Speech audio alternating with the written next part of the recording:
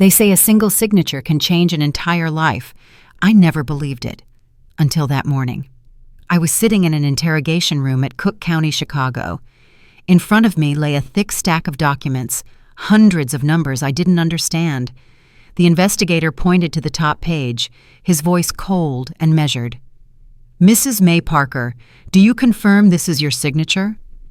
I looked. Yes, it was my handwriting. The slight rightward slant, the careful loops, the same way I'd written invoices and balanced every ledger for 20 years of honest work. Except I had never signed any business contract.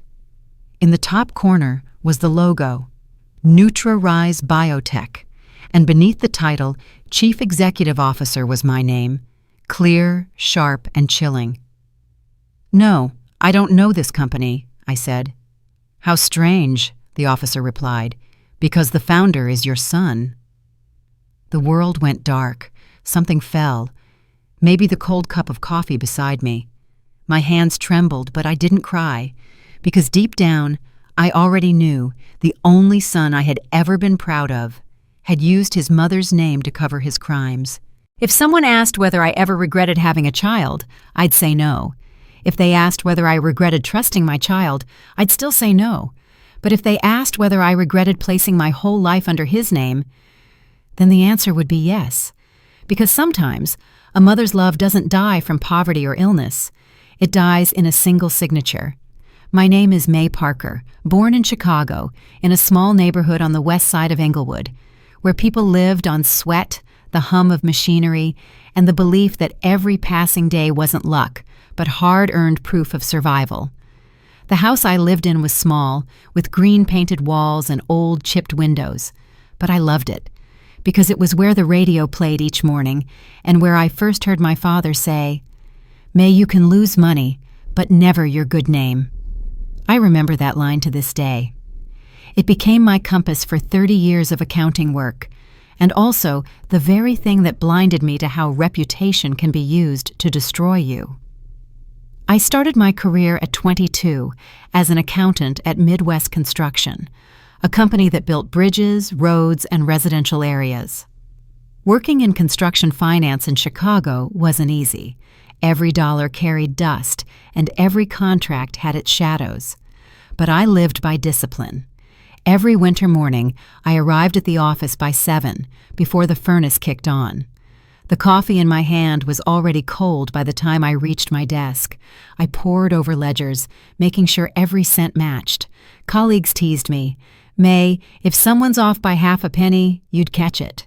I replied, "It's not that I like catching mistakes. It's that I'm afraid. If I let one slip, I'll start living with it forever." They called me the Steel Lady, not because I was cold, but because I didn't break.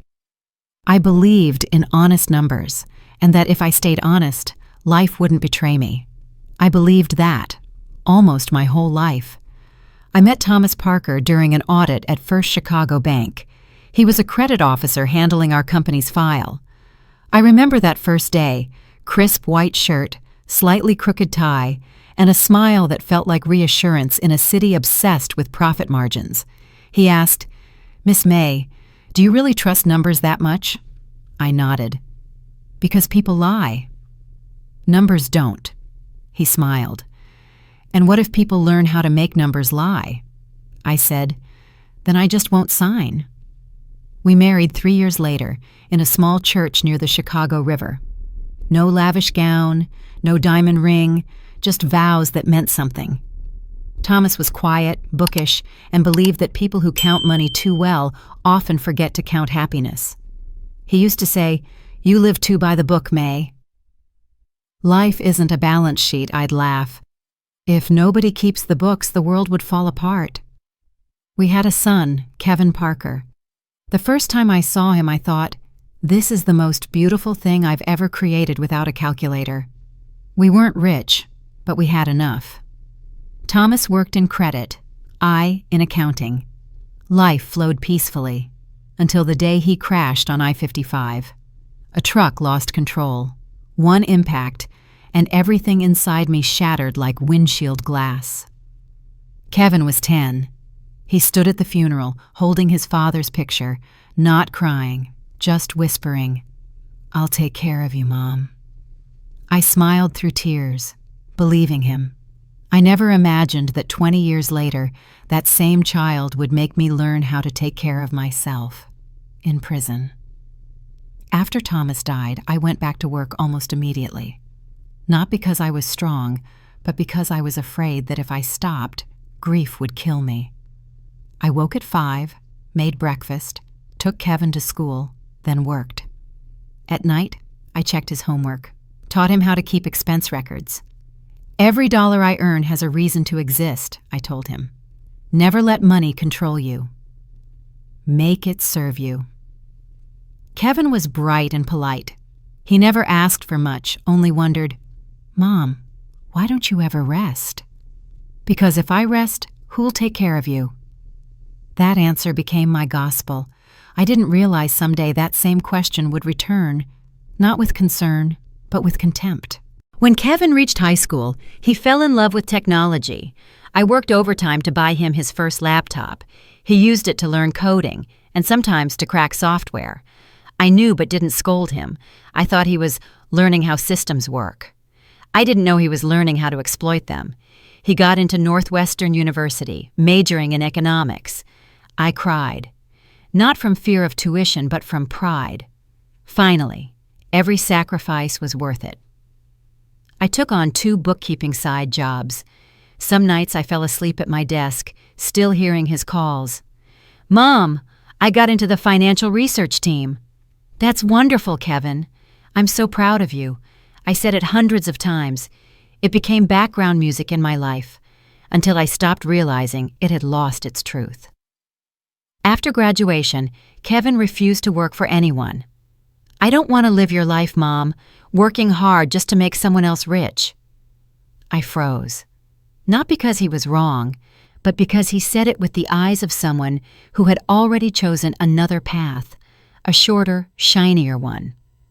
At 26, Kevin founded NutraRise Biotech, a company selling natural supplements promising better health, less stress, stronger immunity. The name made me proud. NutraRise. Nutrition that elevates life. It sounded noble. He visited me every month, hugging me and saying, "Mom, the company's taking off."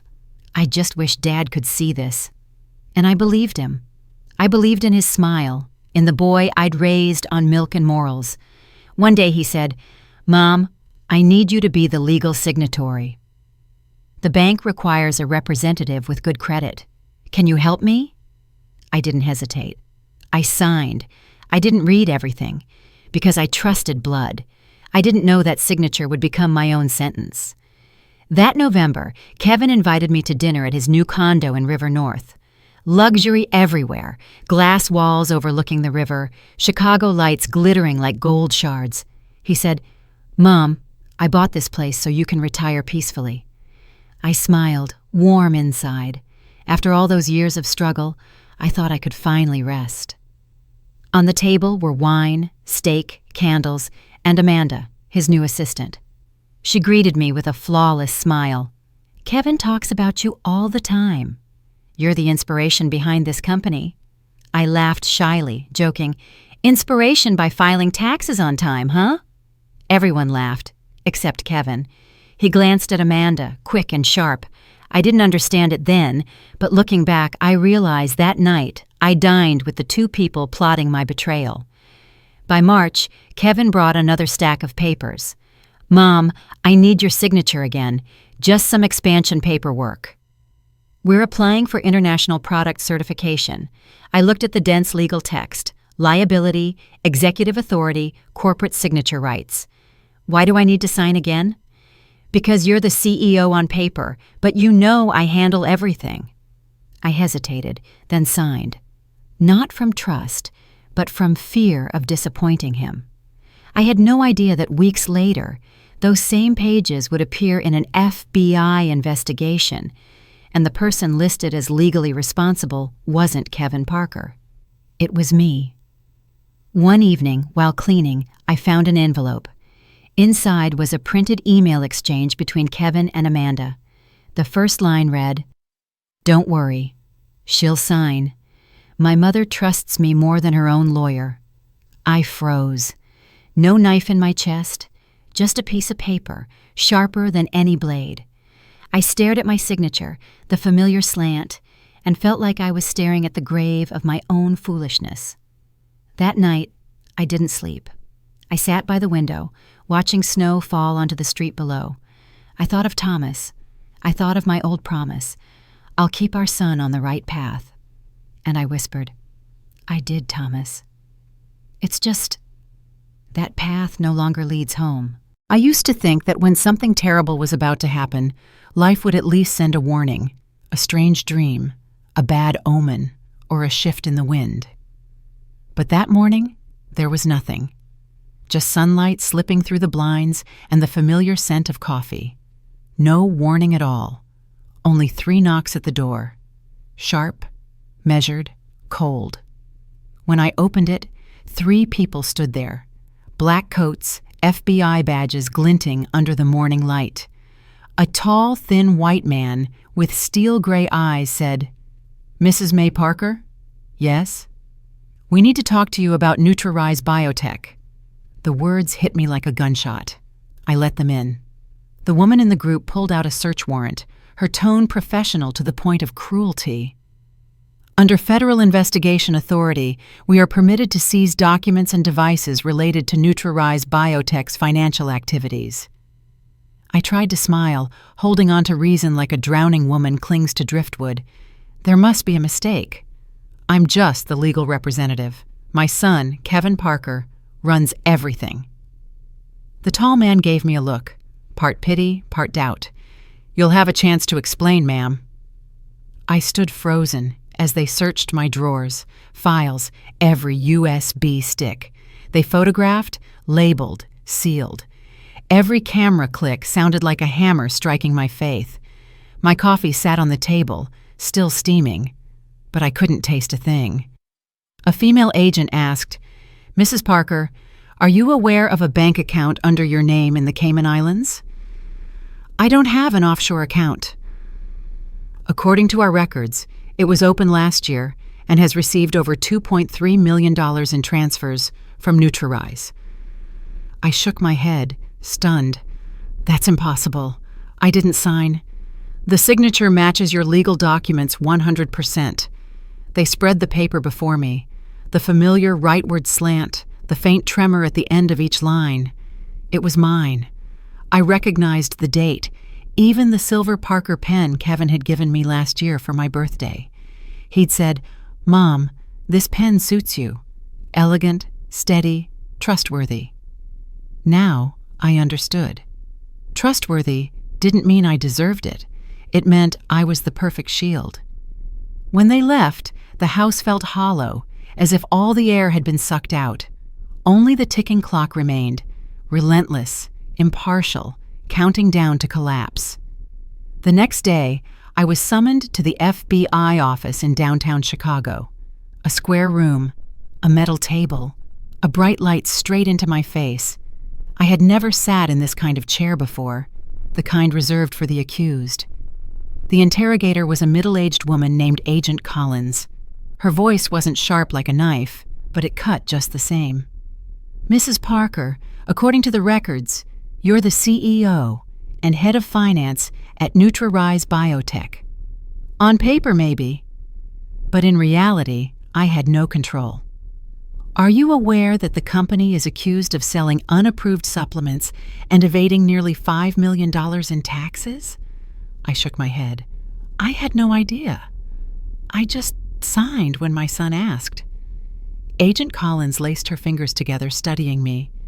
"You have a clever son, Mrs. Parker, but intelligence and integrity don't always come as a pair." That sentence pierced deeper than any accusation. I had spent my life proud of Kevin's brilliance. Now it was an indictment. She laid out a stack of photographs, shipments, fake invoices, ghost employee payrolls, all bearing my signature. My hands trembled. Who did this?" "The company is under your name, ma'am. You're legally responsible. If you cooperate, The court may show leniency, I broke down, not from fear of prison, but from the horror of realizing my own child had sold me out. 2 days later, the headlines exploded. NutraRise CEO investigated for $5 million tax fraud. Founder Kevin Parker missing. FBI launches manhunt. Widowed mother named CEO, center of financial scandal. My name was everywhere. Newspapers, TV broadcasts, online forums. Neighbors avoided eye contact. The cashier at the grocery store stopped greeting me. Only the neighbor's cat still came to sit on my porch steps every evening, as if it was the only creature that didn't care about guilt. I sat before the television, watching my son's image on the screen. Black suit, confident smile, giving keynote speeches at product launches. Beneath it scrolled the caption, "Wanted for fraud, asset laundering, and evasion. Kevin Parker still at large." "Kevin, where are you?" I whispered. Then the phone rang. Unknown number. A man's voice, cold, detached. "Mrs. Parker?" "This is NutraRise's attorney. We advise you not to speak to the press. NutraRise still exists." "Legally, yes." "You're still the acting CEO," I let out a bitter laugh. "On paper." From that moment, I began to despise paper. The thing I once trusted most, now the prettiest mask for lies. 3 weeks passed. No word from Kevin. I called, texted, emailed, nothing. I went to NutraRise's office, sealed and abandoned. The old security guard said, "I saw him here the night before the raid, with a blonde woman." They had suitcases, Amanda. I knew instantly. She was gone too. Back home, I pulled out every document I'd ever signed, spread them across the table, over 20 contracts, authorizations, agreements, every one with my signature, every one perfect enough to make a forger bow. I picked one up, staring closer. For the first time, I noticed something off. The company seal was stamped 2 millimeters to the left. I always stamped dead center. And that's when it hit me. Maybe I'd signed them, but someone else had sealed them. A flawless forgery built on genuine trust. I began marking every anomaly, every inconsistency. I didn't cry. I started counting again. Not money this time, but the corpses of my faith. On the 28th night, the phone rang. Kevin's voice, rough, trembling, desperate. "Mom, I'm sorry. I didn't mean for this to happen." I froze. "Kevin, where are you?" "You don't understand. They threatened me."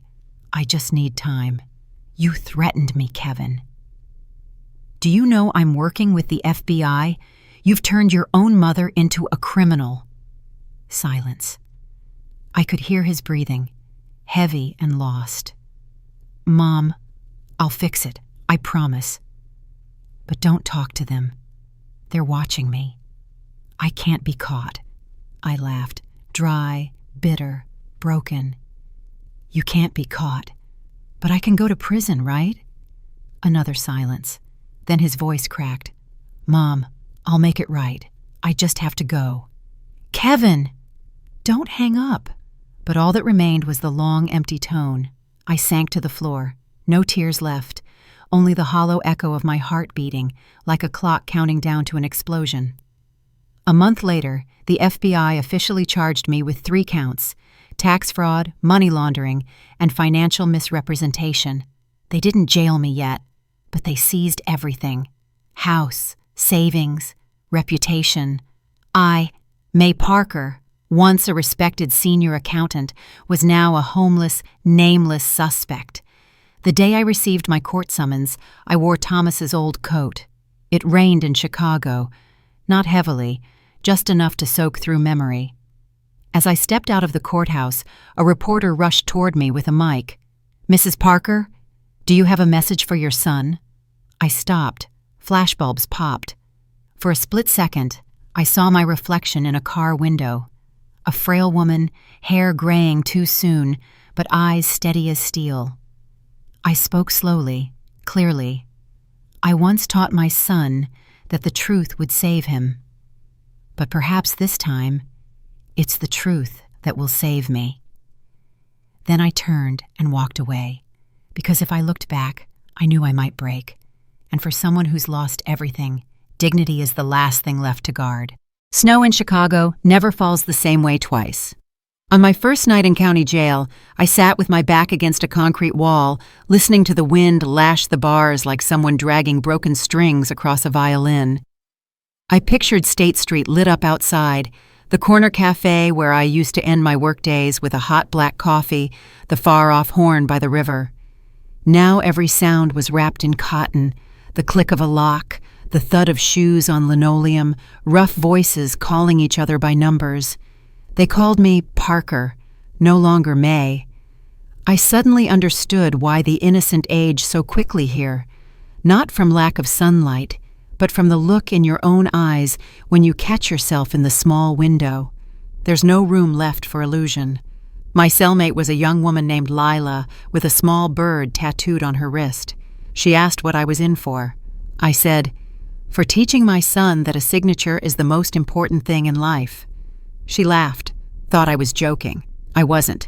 I was just learning how to summarize a disaster as long as a ledger. At first, I could barely eat. My mind floated between pages of contracts, wire transfers, and the dry smell of ink from that silver Parker pen, Kevin's birthday gift. I remembered the flow of the ink, the soft click of the cap, a brand like a surname. The irony was that very surname, Parker, had dragged me into legal mud. The court-appointed attorney Rachel Morales came on day 3, young, clear-eyed, voice steady in the way of people who count to 10 before answering. "Mrs. May," she said, "the signature is yours, but intent may not be. We'll show those documents were produced through a fraudulent process." I looked at her, wanting to believe and afraid I was about to believe the wrong person again. "Rachel, does justice require me to cry?" She shook her head. "Justice doesn't need tears. It needs an activity log." From then on, each meeting, Rachel brought a new piece. A notary office camera showed a blonde woman, Amanda, with a man in a baseball cap. Then, May Parker's signature appeared just off frame. I tilted my head. Zoom on the wrist. I wear a brown leather strap on my left. "This one?" "Metal." Rachel smiled faintly. "Exactly what I hoped you'd say." In leaked NutraRise emails, a subject line read, "Mother won't suspect a thing," as brazen as a red pen slashing through 30 error-free years of accounting. I read it again and again. By the 10th time, the words weren't words, just tiny blades. I wrote. On plain jail issue paper, I re-audited my own life, from the day Thomas died on Interstate 55 to the evening I signed that temporary authorization. I logged every event, date, time, who might remember, the light in the room, what I wore. Rachel said, "These details you think are useless are mile markers." In court, mile markers save lives. I nodded. I understood. Books don't save you. Consistency does. News of Kevin came like a thin cut. He left Chicago. The old security guard at NutraRise said he saw him with Amanda, hauling suitcases at midnight. The FBI tracked his credit cards. He switched to cash. Lila asked, "Did your son run?" I didn't answer. I didn't want to use the word run. I wouldn't admit I'd raised a coward. I only said, "He's walking to the end of a lie." On the 11th night, I dreamed of Thomas. He stood outside the jail window, snow on his shoulders, holding up a blank check. "Don't sign anymore, May. Every signature has a price. Our son sold yours." I woke with my heart pounding. For the first time since coming in, I finished my cold porridge. I needed strength. The wrongly accused learned to eat to survive, to sleep on command, to hone memory like a knife. Rachel won a continuance and began what she called a shadow sweep, finding the people who move like silhouettes through every transaction, the coders, contract accountants, the label printer. A young developer named Jaden, 3 months at NutraRise, met her at a cafe. Kevin had asked him to write an API automating transfers from the merchant gateway to foreign accounts under the label Refund Batch. Jaden refused and was fired. "Do you still have the code?" Rachel asked. He nodded, opened his laptop. In his personal repo, a branch called Batch Ref with a note. KP insisted. I read the printout, each line like a score I couldn't play but could hear the off-key note. Deception. Meanwhile, Rachel found a label shop out in Cicero run by a man named Delgado. He chewed his lip, peering at sample seals stamped, "Approved by Nutrition Board." "We printed what they sent." "I thought it was legit," he said. "Who brought the files?" "The blonde." Amanda. Sometimes a young guy came to sign invoices. Good-looking, talked fast. Kevin Parker? That's the name. They photocopied receipts, timestamps. The front camera caught a blurry plate on an SUV, another shard for the mosaic. One afternoon in the visitation room, Rachel set down photos of file metadata, motherledger.xlsx, created by Kevin Parker, last modified by Amanda. Lewis, timestamps aligned with office hours. I laid my hand on the paper, cold as headstone. Alongside it lay a USB with API logs from the server. "We have the path of the money," Rachel said, eyes unblinking. I whispered, "What about the path of a conscience?" She didn't answer. I wasn't expecting one. That evening, a guard handed me a worn envelope, said it came from a family box. Thomas's handwriting, leaning slightly right. "If the day comes that our child loses his way, don't pull him back with tears.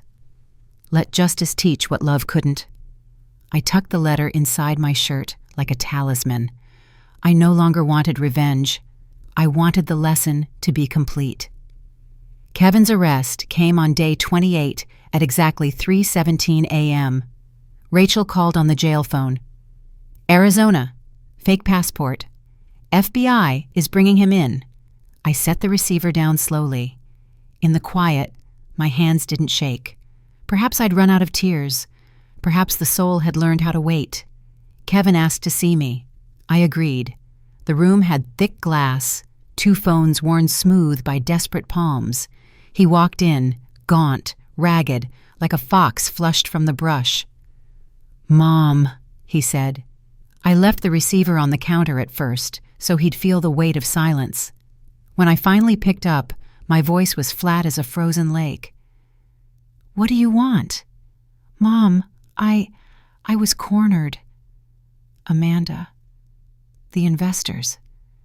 I just wanted you to be okay." I smiled without humor. "Of everything you said, only one word is true. You wanted." He stared, afraid for the first time. "You could tell the court that the decisions were yours." I could hear glass breaking in my head, but my face didn't move. "You just asked me to do the last thing left to kill me," I said so softly, even I had to strain to hear. "Mom, don't call me that until you earn it." I set the phone down. I wasn't a savior. I was a complainant. Between beats, keeping time. That night, I didn't sleep. I listened to rain drum the tin roof of our row, steady as the marching feet of an invisible parade. I replayed the River North dinner, the white tablecloth, scented candles. "You're the soul of Nutra-Rise." Amanda's eyes. I rewound like a ruined tape and hit pause on the moment Kevin looked over. Cold, calculating. I let that frame burn into my cortex. Tomorrow, walking into court, I'd carry it the way people carry a portrait of the dead. Not to mourn, but to remember why we came. The hearing fell on a dry, bitter Monday morning. I wore an old black suit, no jewelry, Thomas's letter in my pocket. Reporters lined the hall. Some looked curious, some contemptuous, some looked away. I kept my eyes forward. The courtroom was packed, Kevin in cuffs, Amanda at the defense table, hair tied back, eyes swollen. I didn't turn. I sat, folded my hands, felt the cold grain of the wood. When the judge took the bench and the first gavel fell, it sounded like a pen cap snapping closed. The prosecution laid out their case. On the screen, a flowchart. Merchant gateway to API batch ref, into a Cayman account named May Parker, then branching into shells, finally pooling in Kevin's private fund. Rachel rose, calm as water, and introduced the USB with metadata. The digital forensics tech testified. File motherledger.xlsx shows owner-creator Kevin Parker, substantive edits by Amanda Lewis. Timestamps match a MacBook seized at the defendant's residence. Next came Delgado, hands shaking, about the certification seals printed from Amanda's files. Jaden testified to the code and the request. KP insisted. Each testimony was a nail. Nails hammered into the coffin Kevin had built for himself. He only needed someone to steady the mallet. Then Rachel called me. I stood. The room held its breath. I told it straight. No tears, no theatrics. The River North dinner, the bank envelope, the Sunday I was at church while a document claimed I signed at the office, the moment Kevin said, "You are the soul of NutraRise." I lingered on that, then finished. I was the soul. My son chose to make me the body. A ripple of whispers. The judge rapped for order. Rachel held up a family photo. Thomas holding Kevin. "Mrs. May, do you have anything to say to the defendant?" "No," I said. "I want to speak to the man in the picture." I turned the frame toward me and looked straight into Thomas's eyes. I tried to keep my promise. "But our son killed you a second time, by stepping on my name." You could feel the room drain of air. Someone sobbed softly in the back row. Amanda took the stand. She hesitated, avoiding Kevin's eyes. Rachel's voice went gentle enough to be cruel. "You loved him, didn't you?" Amanda nodded. "Did he love you?" Silence. A trembling mouth. "Did he say, 'My mother won't suspect a thing'?" Another nod, tears falling. "Did he ask you to stamp seals, to sign in someone else's stead?" "Yes." "Who proposed the Cayman account in Mrs. May's name?" She glanced at Kevin, then whispered, "He did." Murmurs. Kevin's attorney objected. The judge let it stand. Moments later, Amanda dropped a small stone into a deep well. "I thought he would marry me."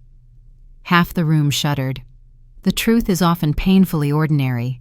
We commit crimes for small dreams. By the end, the state moved to dismiss all charges against me and proceed against Kevin on tax fraud, money laundering, fabrication of records, and federal deception. Amanda to plead and cooperate. The judge issued a preliminary ruling. "Mrs. May Parker, you are acquitted." I closed my eyes for one heartbeat, heard paper rustle, chairs creak, someone exhale. I didn't smile. I thought of Lila, of women behind steel doors because of a signature they didn't understand, of every mother who taught her child to believe in truth and paid for being used. Sentencing came 2 weeks later. The court gave Kevin years in prison, fines, restitution. As the cuffs snapped shut, he turned to find my eyes. I looked back. No malice, no pardon. Only the truth stood between us like a pane of glass, visible, untouchable.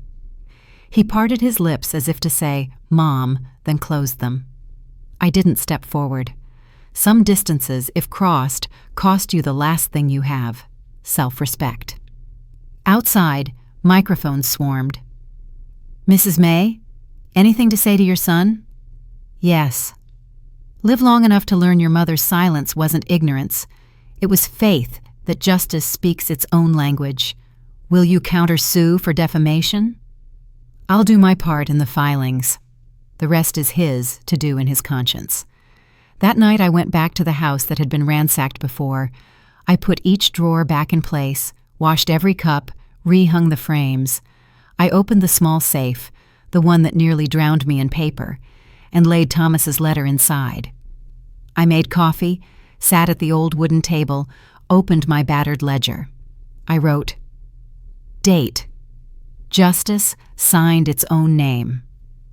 I will sign only for myself.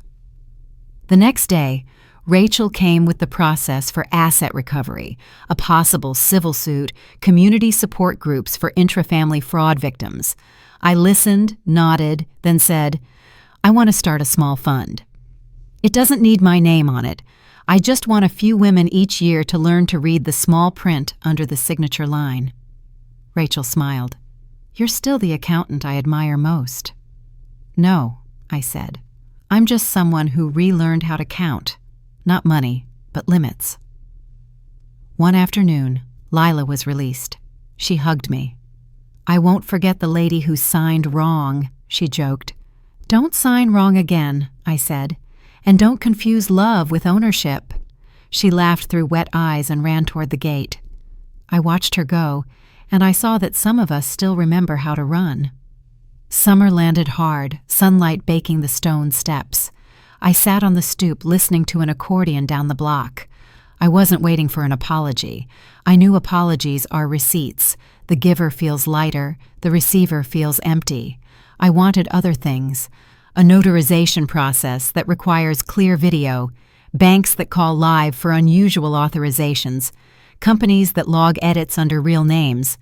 No more owner, admin. I wrote to the district office, outlining each proposal. If you've been burned by a fire, why not install extinguishers for the whole street? On Sunday, I went back to St. James. The priest was older. The bells were the same. I sat in the 7th pew, the one where Thomas and I were married. When I sang, my voice didn't shake. I didn't pray to forget. I prayed to remember correctly. After the service, a woman approached and whispered, I believed you from the start. I smiled. Thank you for not saying that to the press. We laughed. Some faiths should only be exchanged in silence. Late that night, I opened the wooden box and took out the silver Parker. I cleaned the barrel, cap, spring, laid it lengthwise in front of me like a knife that's been sharpened. Then I put it back and labeled the box. Display, do not use. I bought a cheap clear plastic pen with blue ink. From now on, if I sign, I'll sign with something no one wants to steal. Finally, I opened the window. Night air slipped in, river on its breath, and the rattle of the L in the distance. Time to sleep, May, I told myself. Before turning off the lamp, I left a single sheet on the table with one line centered. I am May Parker. I know how to count. I know how to wait. And I know when to stand. I blew out the candle. Darkness filled the room, but it wasn't cold. Somewhere above the tracks, a train cried out, not an alarm, just a reminder. Heavy things move too. The next morning, I called Rachel. Let's file the civil suit. She said, okay, a single word, neat as a period. Then I dialed another number, a community legal clinic. I'd like to volunteer, teach contract reading to older women. A pause, then a voice thick with gratitude. We need you. On the way to the community center, I passed the old bus stop where I used to stand with Kevin. I stopped a moment, looked at the timetable, remembered his boyish promise. I'll take care of you, Mom. I didn't smile. I didn't cry. I just nodded slightly. You taught me the most expensive lesson. I'll teach it to others. Free in class, I pinned a large sample contract to the board and circled liability, power of attorney, beneficiary. I said slow and clear, these are the words that will eat you alive if you don't spot them in time. Heads nodded, pens scratched. Afterward, an elder took my hand. Miss May, I want to bring my grandson. I looked at her calloused fingers, hands that had carried a whole family, and understood that justice doesn't live only in courtrooms. It lives in afternoons like this, in parish rooms that smell of paper and chalk. On the way home, I detoured by the river. Lights skated across black water. I typed a message to Kevin, knowing the prison wouldn't deliver it. When you get out, if you want to learn again, I'll show you how to keep books the right way. If you want to continue, I'll remind you I don't keep a pen for anyone else anymore." I didn't hit send. I left it in drafts like a check that will never be cashed. Drizzle started. Chicago isn't gentle. I don't need it to be. I've learned to walk in the wind without toppling. I climbed my stoop, slid in the key, flipped the lights. The house brightened, not because of electricity, but because I'd returned. Not as a mother looking for her son, but as a woman reclaiming her name.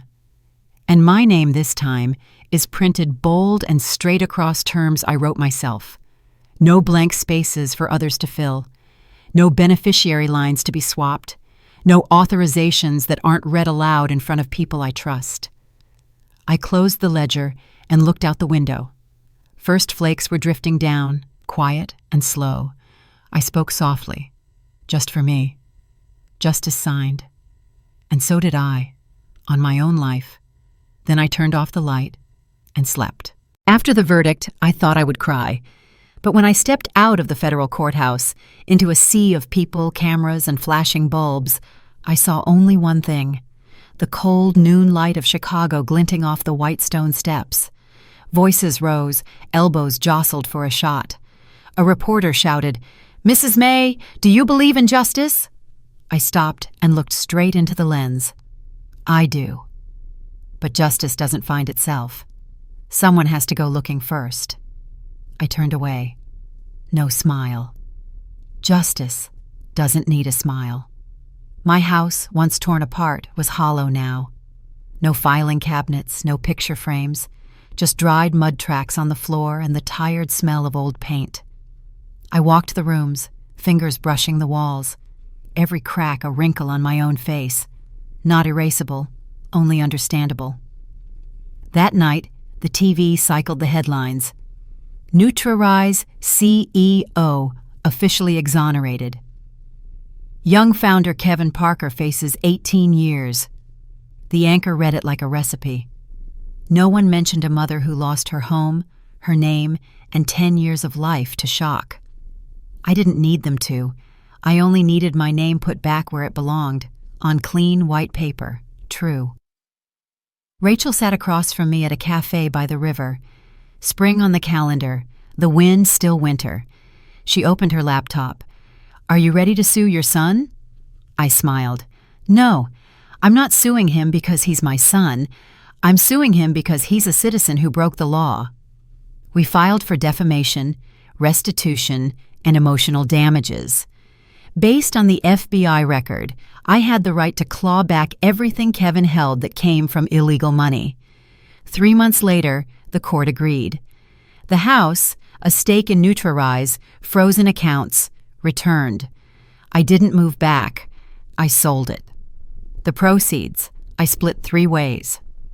1 share to a legal fund for older women, 1 to a community bookkeeping apprenticeship program, the last, back to the government. My way of repaying taxes for the years my name was smeared as a tax cheat. In May, I was invited to speak at Women in Law and Finance downtown.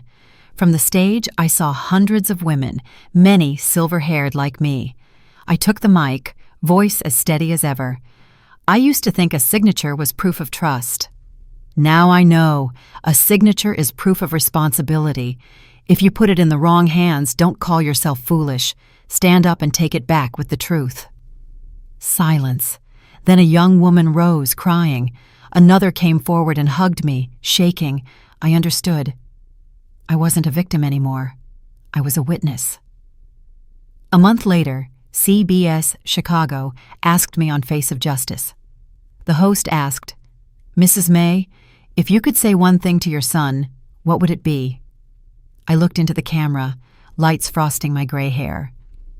I would say, "Thank you for teaching me that blind trust pays interest, and I have paid in full." The studio went still. The host had no words. A beat later, applause. That clip traveled. They called me the mother who outsmarted her son. I just laughed. They didn't understand. I'm not smarter than anyone.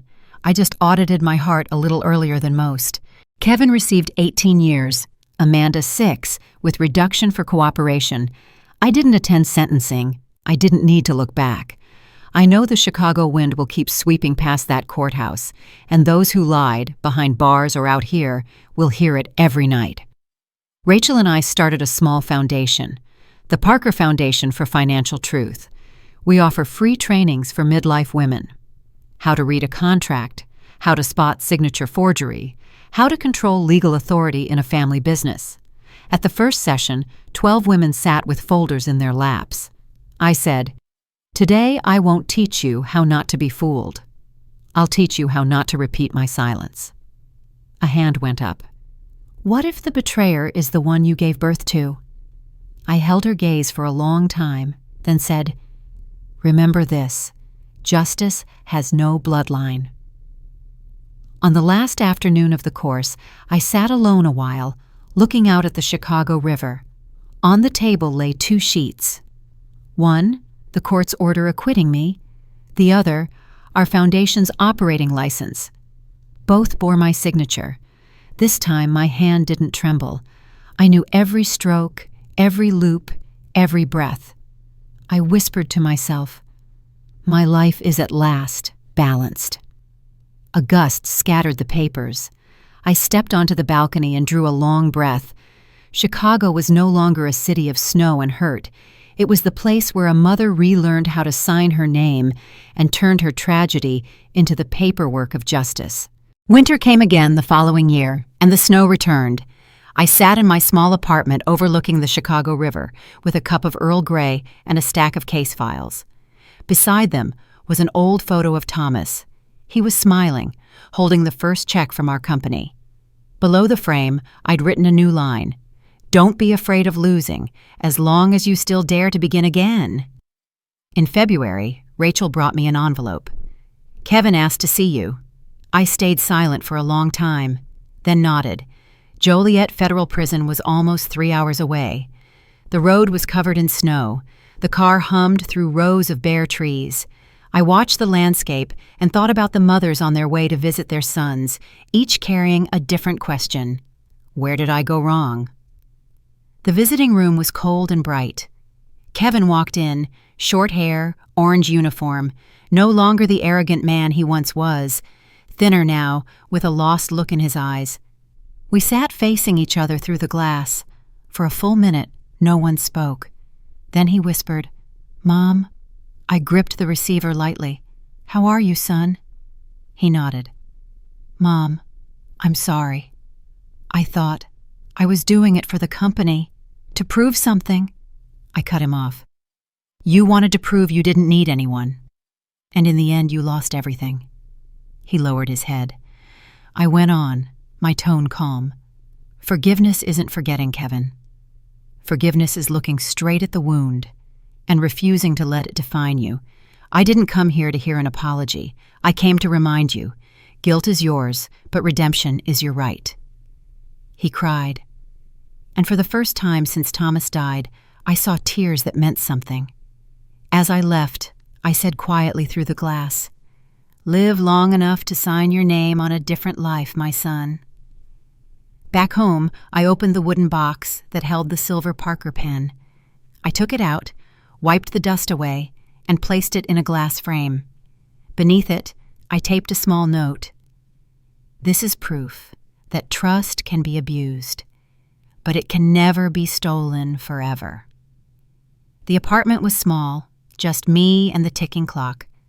But I wasn't lonely, because every morning I had work to do, teaching financial literacy for women at a community center on the South Side. The students came from everywhere.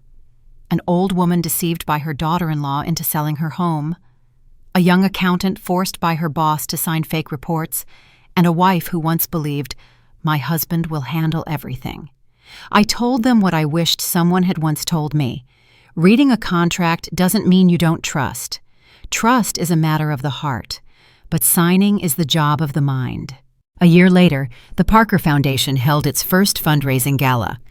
The ballroom glowed in warm light, banners reading, "Rebuild Trust, Reclaim Truth." Rachel stood beside me in a black dress, smiling. "See? We turned pain into something good. I nodded, eyes on the slideshow screen, photos of classes, of women smiling as they received certificates, of hugs and contracts signed by the right hands. When I stepped on stage, the room fell silent. I spoke slowly. 1 year ago, I thought my life ended in a courtroom. But it turns out the court is just where justice is declared. Life is where justice is practiced. I'm not a hero. I'm just someone who learned not to bow her head when she signs her name. Applause thundered.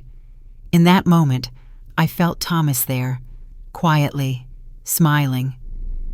One morning, I received a letter from a women's prison. The sender, Amanda. She wrote, "I know I have no right to ask for forgiveness, but every night I dream of you in the courtroom. Your eyes didn't hate, only hurt. I'm studying law now. When I get out, I want to help women who were deceived the way I was." I folded the letter, didn't reply, just wrote in my notebook, "Even the one who caused pain, if they learn, then our suffering wasn't in vain." By the 3rd year after everything, the Parker Foundation had expanded to 3 states. At the Milwaukee branch opening, I hung a small wooden sign at the door. Truth has no expiration date. That afternoon, a young girl walked in and took my hand. "Miss May, I'm Lila's daughter. You shared a cell with my mother." I laughed softly, moved. She continued, "Mom's an accountant now." I want to be like her. I looked into her bright eyes and saw myself 20 years earlier, believing, failing, and learning again. I smiled. "All right. But first, you learn to count. Not money, but the limits of trust." That night, a thin layer of snow fell over Chicago. I sat by the window, lights off, a single candle burning. The curtains swayed gently in the wind. I took a sheet of paper and wrote my final note, to myself. "Thomas, you once said justice isn't about winning or losing. It's when the heart no longer fears the dark. I lost almost everything to learn that. But now, I'm not afraid anymore." I placed the letter beneath his photo and smiled. Outside, the church bells rang. Not an ending, but the first beat of a new chapter, where I, May Parker, once imprisoned by my own signature, now sign my life again with 2 truest words: freedom. I never thought I'd tell this story, but if you're hearing it now, remember this.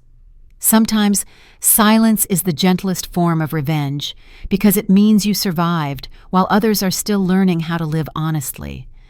I am May Parker, and this was my story, the story of how I took back my name.